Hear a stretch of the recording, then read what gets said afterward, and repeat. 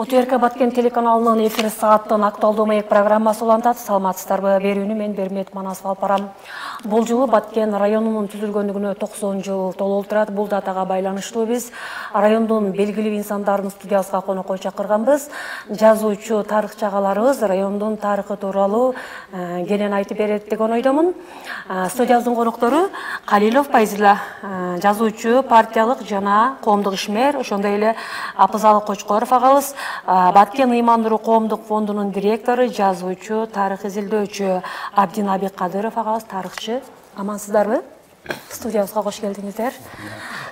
Алгачкы эле сөздү Пайзылага сизден баштасам, айтсаңыз дегеле Баткен району кандай болуп түзүлгөн, райондун алгачкы тарыхы тууралуу бир кенен баяндап берсеңиз. Рахмат. Башташынын алдынан Рамазан айы болгондугуна байланыштуу орозо туткандардын орозолорун Алла Таала кабыл кылсын деген пикирди айтамын. Экинчиден эртең дагы майрам, Норуз майрамы келип атат. Ошол Норуз майрамын Баткен району эле эмес, областтын Кыргызстан боюнча ушул майрамды жакшы тосуп алып, жакшы өткөрүп, келечекте элибиз тынч болуп, жерибиз аман болуп дегендей ырыс ынтымакта өсүп өнүгүү жагын каалап кете элем. Ал эми суроо боюнча бул 90 районун түзүлгөнүнө 90 жыл толгондугуна байланыштуу аябай көп тарыхый материалдар бар. Ошонун ичинде мен алып баруучу кызым айткандай, Баткен району мурда Сүлүктү, андан кийин Сүлүктү Лейлек районунун составында, курамында болуп келген. Анан 1934 жылы 19 апрелде Кыргыз автономдуу советтик социалисттик областынын аткаруу комитетинин чечиминин негизинде Лейлек районунан Лейлек районунун составынан Рабат, Субашы, Баткен, Бужу, Мортовоз, Дара сыяктуу айыл өкмөттөрүнүн бөлүнүп, ошонун негизинде район түзүлүшүндө номер 21 чечим чыккан.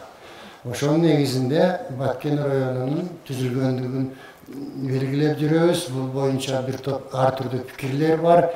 Аны азыр бирге отурган жолдоштор да айтар. Экинчиден, Баткен району түзүлгөндөн кийин Тулумбаев Абды деген ошондой эле 3-4 кишиден турган комиссия түзүлүп, партиянын райондук комитетин түзүү жөнүндө комиссия иш алып барган. Ошонун негизинде Кулумбаев Абды деген аксакал Баткен райондук комитетинин биринчи катчысы болуп шайланат. Бул Абды Кулумбаев деген кыскача айтып келгенде билимдүү, көп тажрыйбага ээ болгон киши, Ташкенттен жанагы партиялык мектепте окуган, кийин келип туруп Бишкекте, Чүлдө көп кызматтарды аткарып, кала берсе айрым райондордо орун баса, кийин катчы болуп иштеп биз Баткенге келген экен. Ал эми ошол учурда Баткен районунда болгону жүзгө жетпеген 4 партиялык уюм. Партиянын мүчөсү 40, кандидаты анда болуп, жүзгө жетпеген эле мүчө болгон экен. Ал эми 27 комсомол уюму түзүлүп, 226 комсомол мүчөлөрү болуптур. Ошол учурда жанагы дагы экинчи маселе. Райондо аткаруу emgekçilik deputatlarının atkarı komitetin tüzүү jönündө mesele. Bul boyunca demede жазылган boyunca Sıdıkov Samat деген Rautkalıkta tuğulu өскөн, bilimdүү, Taşkent'ten da başka yerlerden musulmança bilim algan, kelgenden keyin Şukuna İsfaradaşku'da muallim bolup işlegen, oşonda öyle ağartı tarmağına emgek sinirgen oşo kişinin inisiat nemesi. Menen Batkende birinci tarihta birinci jolu Kansık'ta mektep, 4. klas mektep açılgan. Endi bul jönündө menin yanında oturgan tarıhçılar kеңири aytar. Dagы bir toktolup kete turgan mesele. Oşol wagtda janagı basmaçılar, anan janagı Angliyanın sayasatı menen ayrım musulman dinini koldogon moldalar, başkalar aldanıp oşoların sözüne kirip basmaçı degen söz oşodan kalıp atat. Bizim Batkende bu boyunca kеңири hazır wagtlar bolgoyn 457 adam janagı tizmede turgan arxiv boyunca. Bирок аларды башка жака көчүрүп, айрым жерлерде башка республикалар башка жака көчүргөн да биздин Баткенде аларды зордуктап башка жактарга, алыс жактарга көчүрүү деген болгон экен. Айрым жанагы мусулман молдолор, айрым түшүнбөгөндөр айтып калат. Коммунисттер, төртүнчүлөр бийликке келгенде мечиттерди жаап, өрттөп, анан мусулман дининге каршы чыккан намаз окутпай койгон дегенде пикирди айтышат. Бул туура эмес. Мен мына областтык архив башкармасын 10 жылдан ашык башкардым. Ошол жанагы тарыхый маселелерди жанагы немелерден изилдеп таптым. Буга Абдынаби Кадырович да толуктап кетет. Эч кандай куугунтук андай болбогондугун айтып кетейин дегенде. Анан экинчиден райондук комитет, аткаруу комитет түзүлгөндөн кийин булар элдин арасында иш алып барыш керек. Биринчи максат коллективдештирүү, артелдештирүү, тоз дегендей болгон. Анан ошол учурларда айрым көпчүлүк адамдар каалоосу менен жана артелге мүчө болуп, кийин колхоз уюшулганда колхоздун мүчөсү болуп иштешкен. Бирок жанагындай тескери агитация болуп, жанагы ар түрдүү саясат туура эмес болгондугуна байланыштуу булар жанагы колхозго кирүүгө, артелге же башка мына билимсиздик жоюу маселесине келгенде дагы жанагындай көз карашта болуп калышат.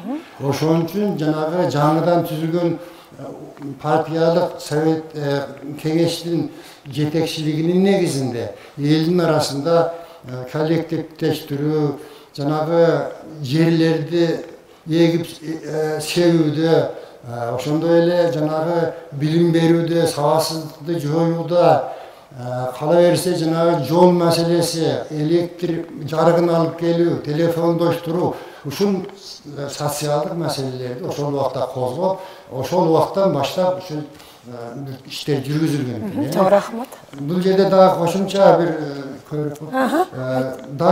бир маселе.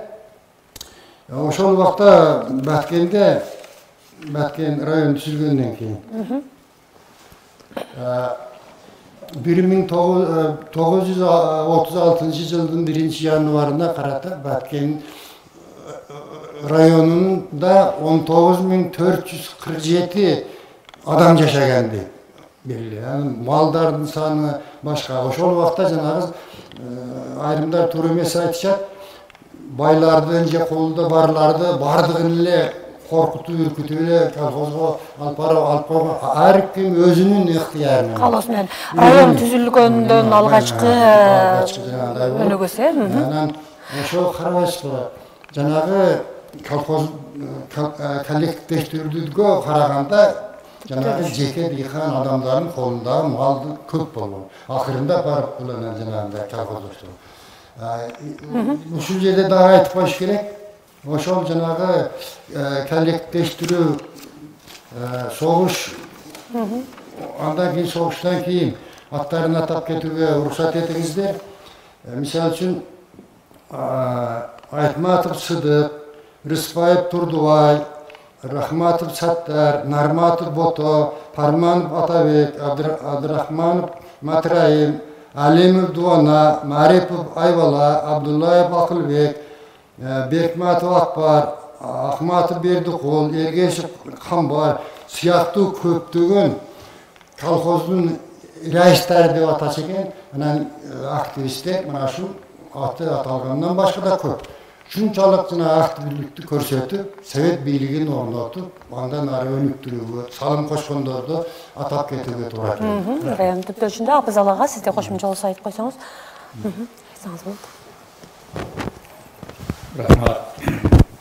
Енді бірінші кезекте бүгінгі Рамазан айына байланышты барлық орғы қармағандарды Рамазан айы менен келе жатқан Наурыз майрамы менен құттықтап, барлық мұсылмандарды қармаға оразаңыздарды Аллах субхана тағала қабыл қылған болсын. Ораза айында қандай жақсы ой тілек мақсаттарыңыздар болса, соны атқарылышына Аллахым өзі барлығыңызға нәсіп қылған болсын.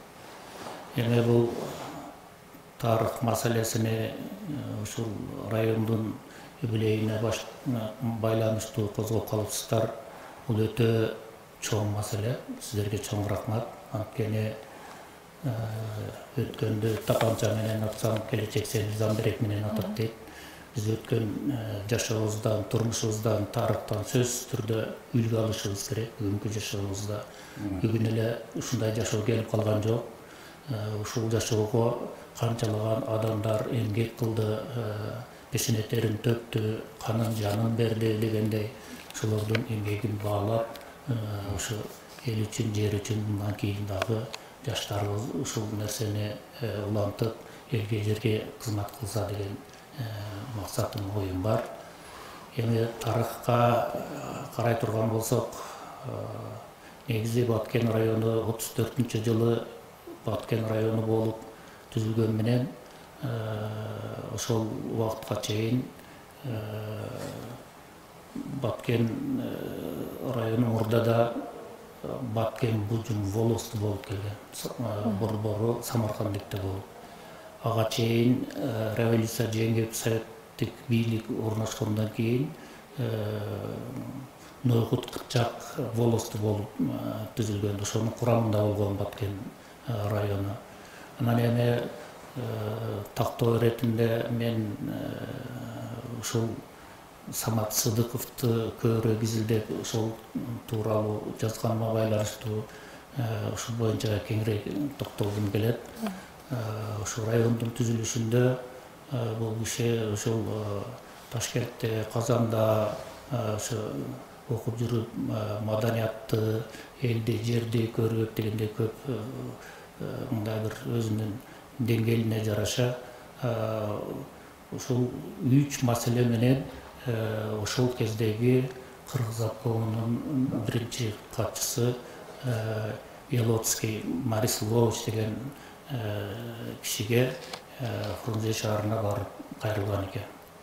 Биринчи маселе ушул Баткенде суу маселеси өтө кыйын болуп, ошонун негизинде ар түрдүү жугуштуу оорулар көп болуп, ушуларды көп болгондугуна байланыштуу бизде Кызыл Жол айылында, азыр деле ушул айыл бар, Баткен шаарынын курамында, ошол жерде булак болуп, ошол булактан азыр эми көпчүлүк билбей калды. Баткен шаарынын негизги турган жер мурда Каңсык деп аталганда, Каңсык азыркы Ыртис деп айтылып жүргөн жер Базар башы, андан ары Булак башы деп ушул айылдар ушул Баткен, азыр Баткен айылы болуп, кийин Баткен шаары болуп калды. Ушуну суу менен камсыздуулукта ошо бир арык менен новат ташып ичишир экен. Бир айда, 2 айда очерет келип, ошо Каңсыкка. Анан адамдар, сиздер көпчүлүгү көрүп калса керек, илгери биз деле көрүп калдык, айылдарда суу жетишпегендиктен абиз жасап койчу да. Анан ошол абизде суулар кыпкызыл болуп курттап кетип, ошону даки менен сүзүп ичип ушундай акыбал оордугуну ал киши эми Казанда жүргөндүгүнө байланыштуу орус тилин да жакшы билген экен. Ошо Марис Лубовичка мындай түшүндүрүп айтып, ушул суудун керектигине бир 3 километр жерге турбан менен суу алып келсек деп, ошо 34-жылы ошо Баткенге суу түтүкчөлөрүн куруп алып келүү жөнүндөгү маселе. Экинчи маселе, ошо Баткенде мурда ошо түрк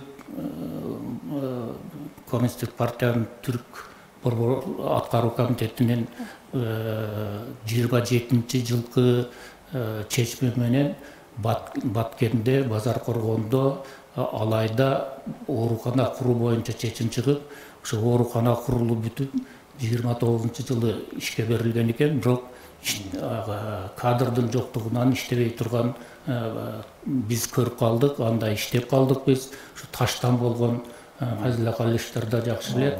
Таштан болгон оорукана мурда эле курулуп бүткөн экен да, район боло элек деле. Ушу оорукана даяр, бизге ушу оорукана ачып берсеңиздер деген маселе коюп.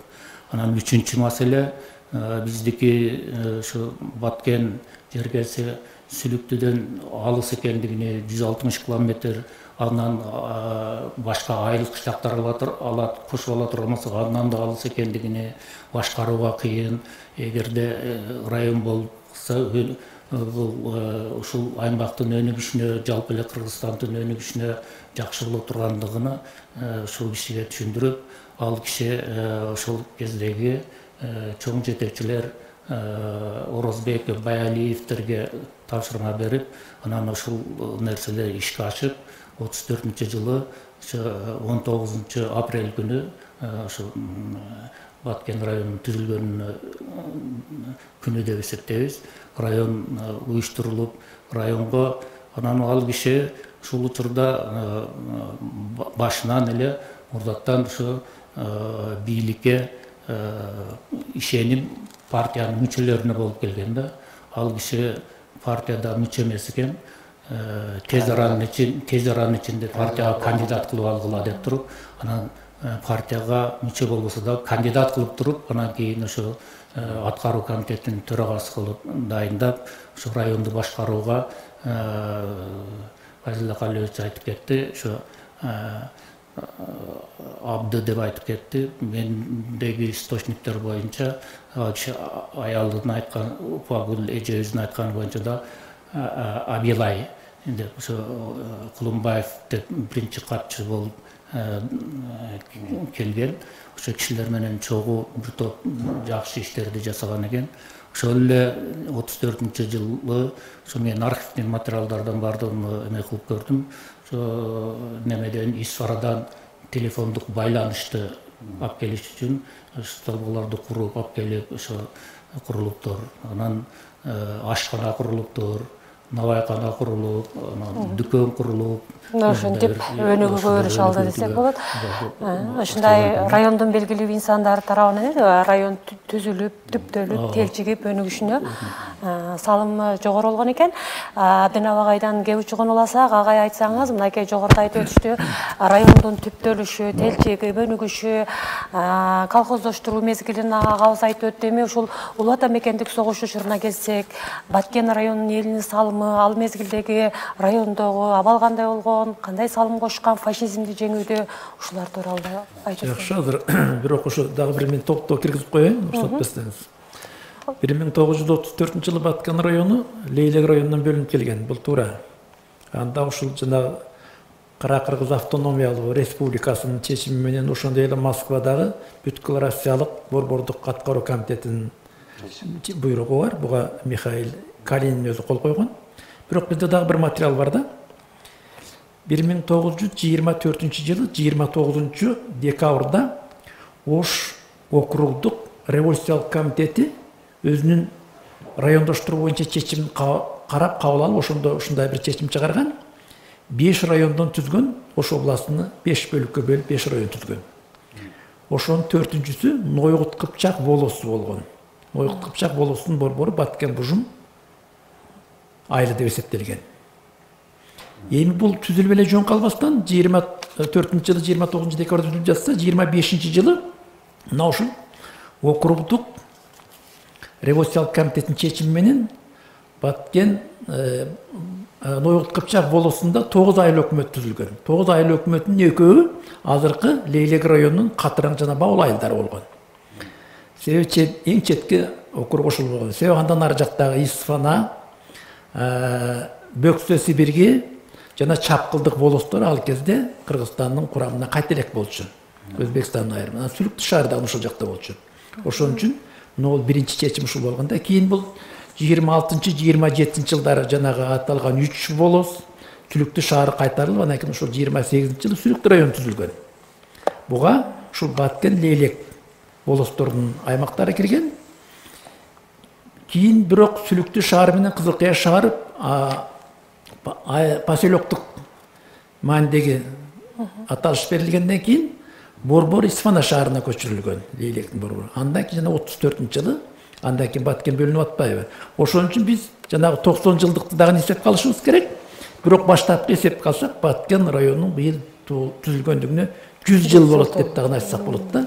Эми бул тарых ушундай бир тактоолор талап кылган маселе. Биздин тактообуз боюнча ушуга материалдар жетиштүү. Ушинтип биз эки цифра менен белгилесек жакшы болот деген менин бир пикирим бар. Экинчиден мына жана уюштуруу боюнча, андагы инсандар боюнча жакшы сөздөр айтылды.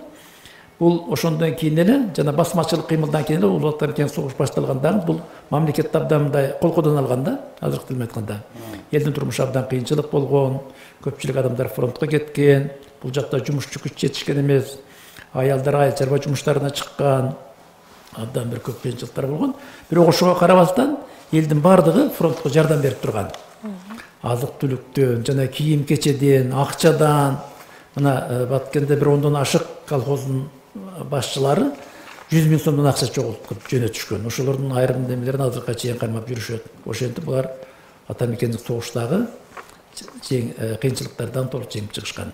Чоң рахмат. Ошол баардыгы фронт ичинде фашизмди жеңүүдө дагы район элинин салымы жогору деп айтсак болот экен.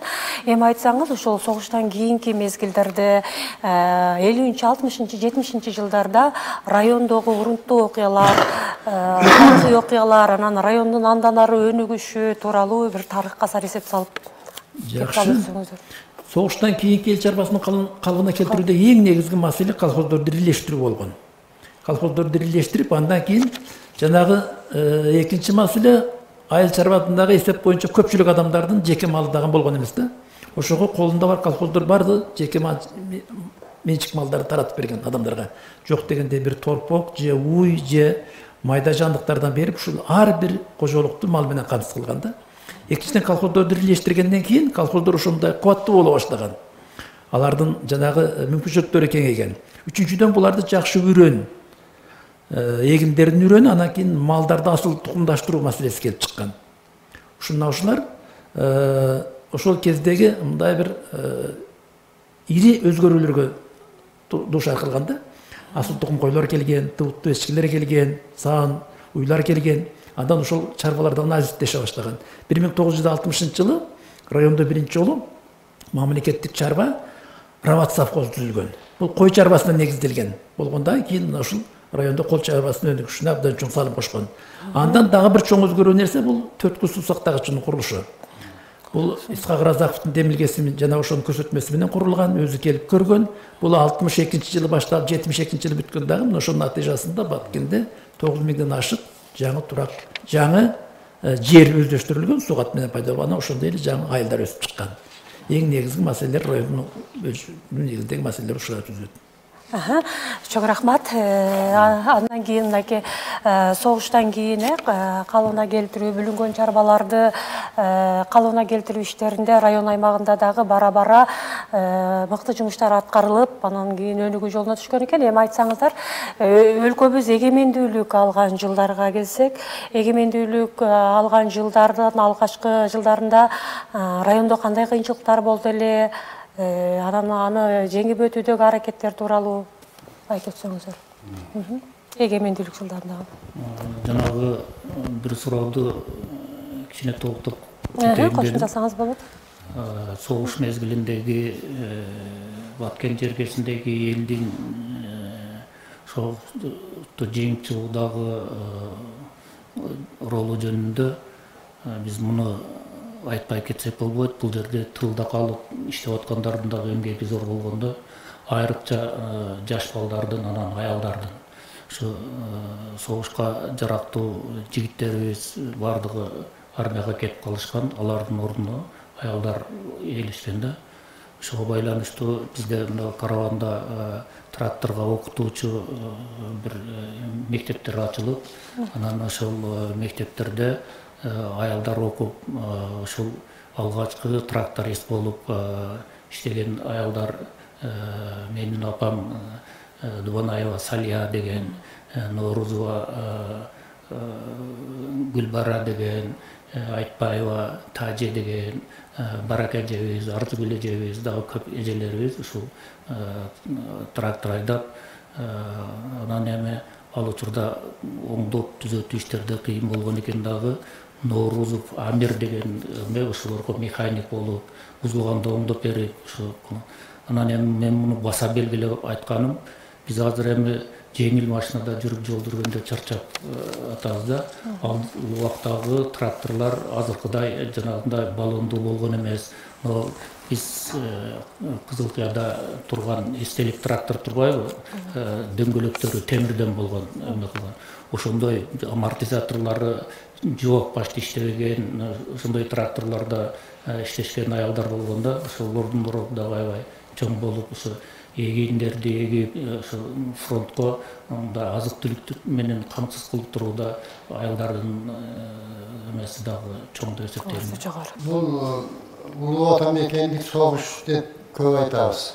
Аябай менин мурдакы тарыхчылар аябай жакшы айтты, дагы кошумча.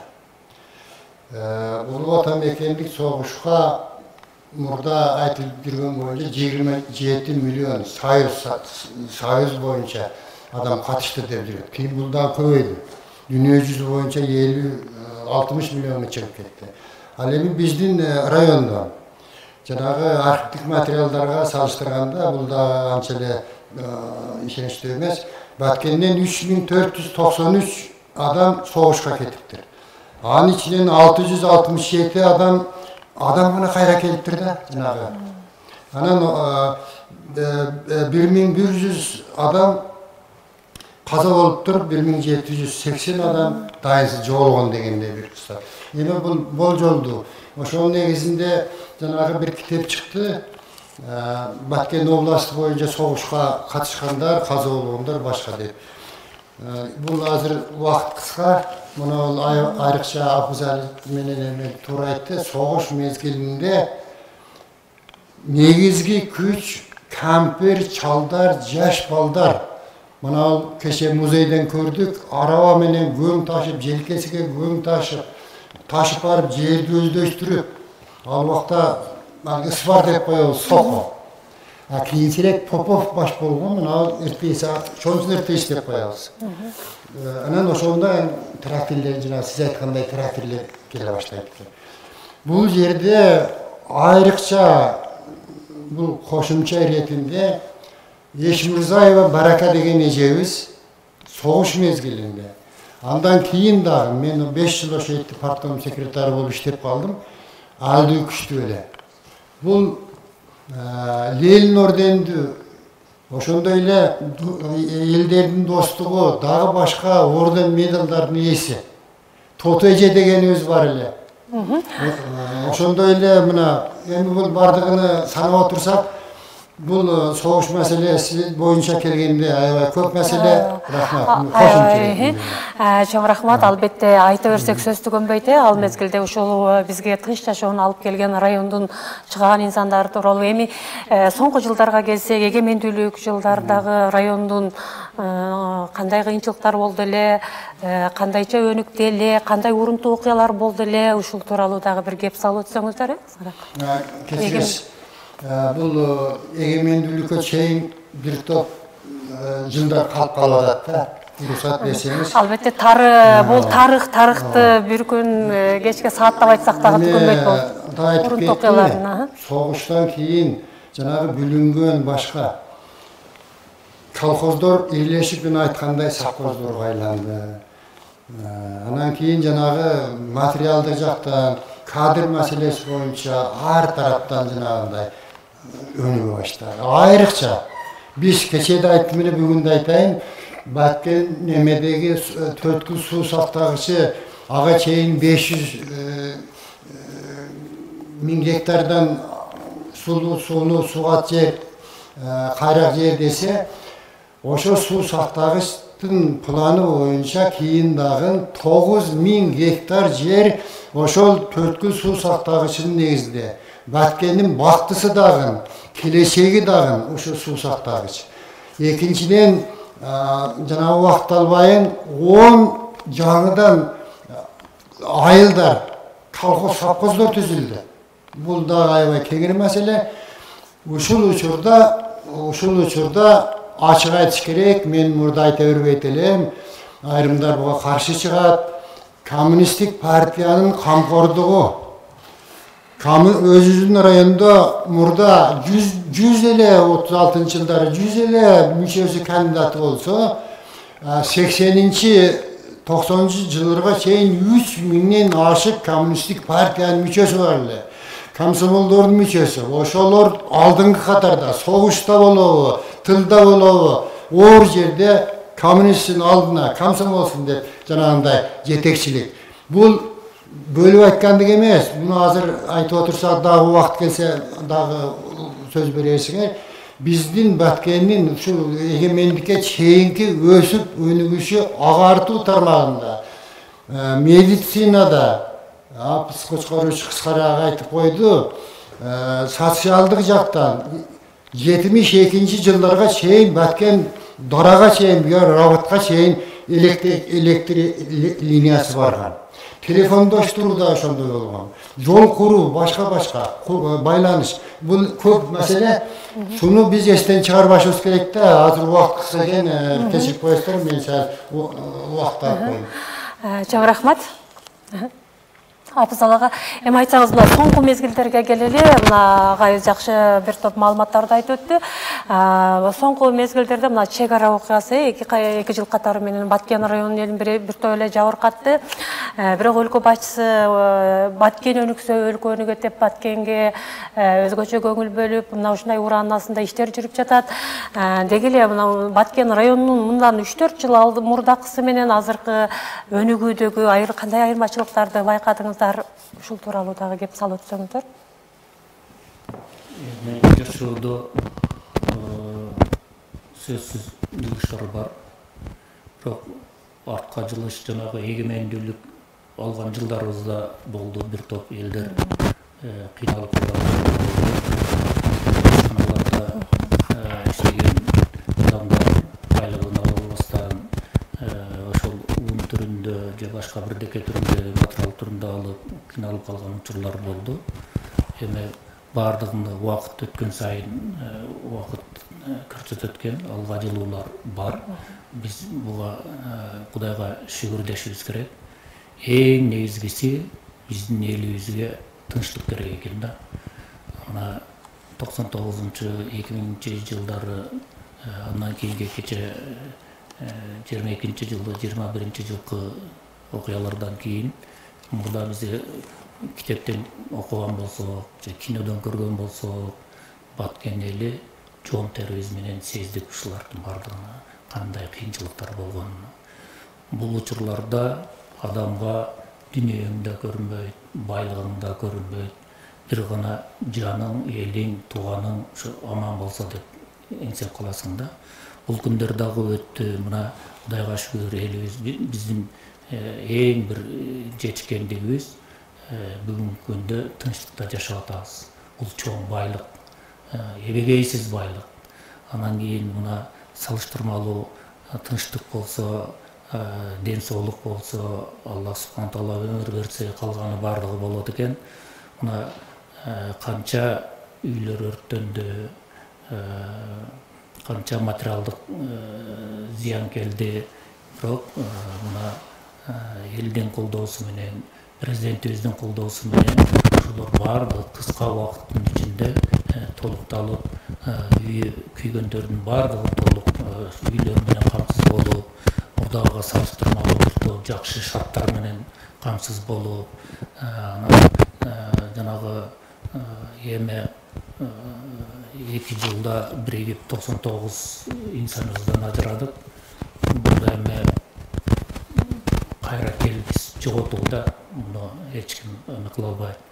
Бирок ошондой болсо дагы ошо президентибиздин демилгеси менен ошол жубайлары өлгөн үй бүлөлөргө Бишкек шаарынын каалаган жеринен ар бирине үй сатып берип, ошо үй менен камсыз кылып, анан жанагы миллиондон акча берип, жашоолоруна аз да болсо ошолордун көңүлүн көтөрүп дегенде эме кылып, анан биз дагы ошол Баткен имам нуру коомдук фонду ошолордун үй бүлөлөрүнү балдарды, ата энесинен ажыраган балдарды ага чейин деле биз коргоого алып келгенбиз. Дайыма ушу материалдык жардам көрсөтүп келебиз.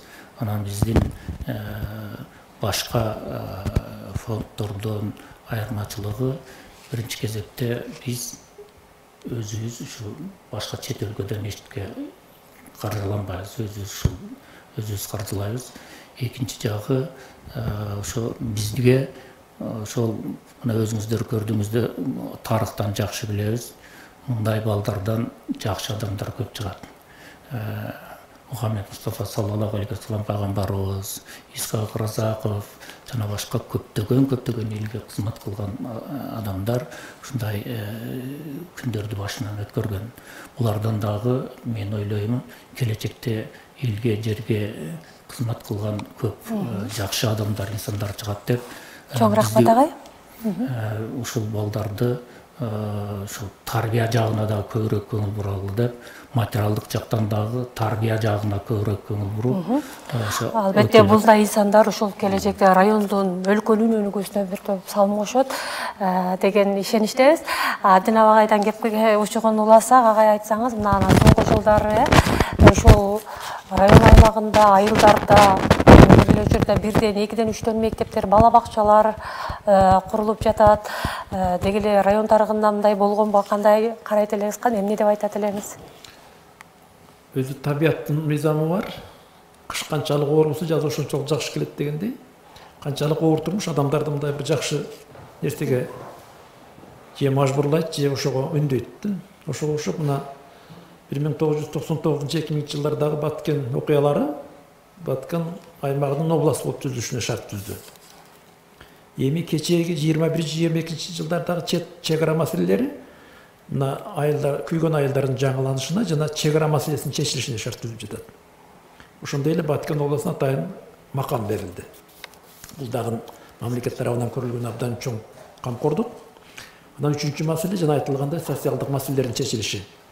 Мектептер бул бизге бир аз көңүл ашыкча бурулуп жатат. Бирок Кыргызстан боюнча билим берүү тармагына, социалдык тармактарга абдан чоң жардам берилди. Бул дагы өлкөнүн мындайча айтканда бир кедейчиликтен чыгып өнүгүүнүн жолуна түшкөндүгүнүн белгиси да. Буюрса, мына биз эми Баткенди мурда башкача элестетип жүргөнбүз, жакынкы жылдарда дагы бир алдыңкы саптардан, алдыңкы өнүгүүнүн баскычтарынан көргөн жатабыз. Себеби бул аймакка берилген макам негизинде ишкердикти жүргүзүүгө, ичкери ресурстарды өздөштүрүүгө жана башка бир топ жаңы мүмкүнчүлүктөр жаратууга көп иш пландары түзүлгөн. Эгерде ошол ишке ашса, Баткендин келечеги кең экендигинен абдан кабар берип турат. Анткени бул аймак илгертеден эле тарыхта өнүгүп келген, да кен казуу жумуштары болгон, Улуу Жибек жолунун бою болгон, соода иштери жакшы өнүккөн. Мына ошолор жанданып дагы бир туризм тармагына айланат. Келечекте кен казуу иштери жанданат деген пикирлерибиз бар. Чоң рахмат, бизге бөлүнгөн убакыт дагы соңуна келип жатып атат. Андыктан сиздерге ошол көрсөтүүнүн соңунда район элинин мааракеси менен куттукталсаңыздар болот,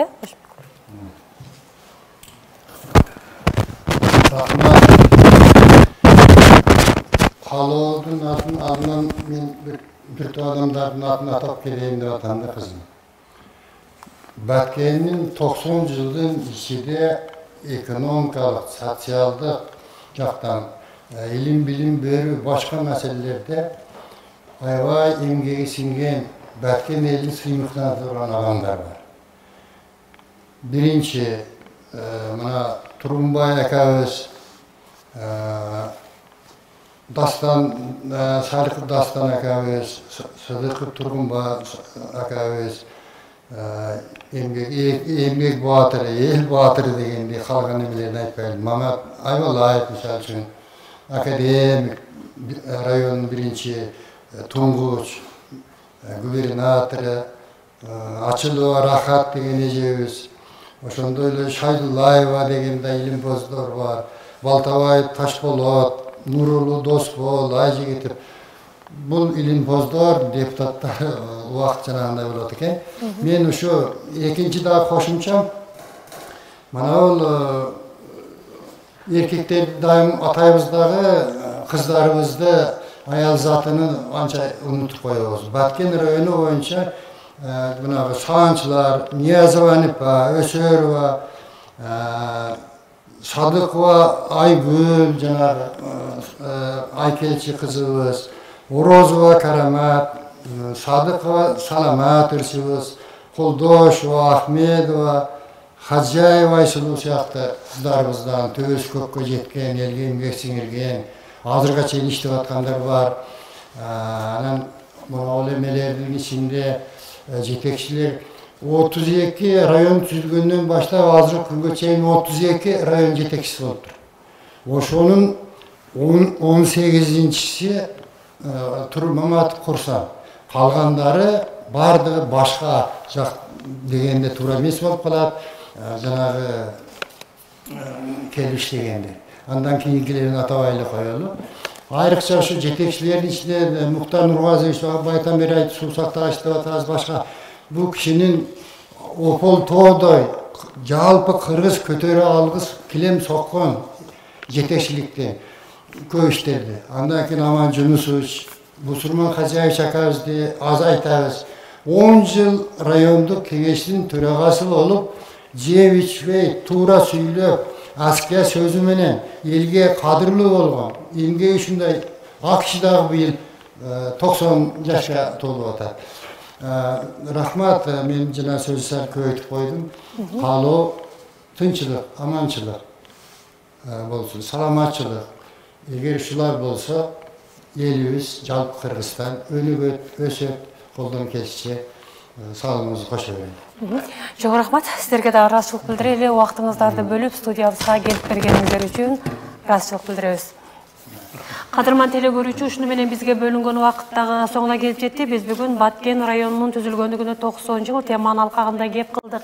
Ал эми студиябыздын коноктору Калилов Пайзыла жазуучу, партиялык жана коомдук ишмер, Кочкоров Абзал агабыз, жазуучу, тарых изилдөөчү Абдинабы Кадыров, тарыхчы бүгүн бизде конокто болду. Бүгүнкү көрсөтүүнү жыйынтыктайбыз. Келерки берүүдөн амандашканча саламатта калыңыздар.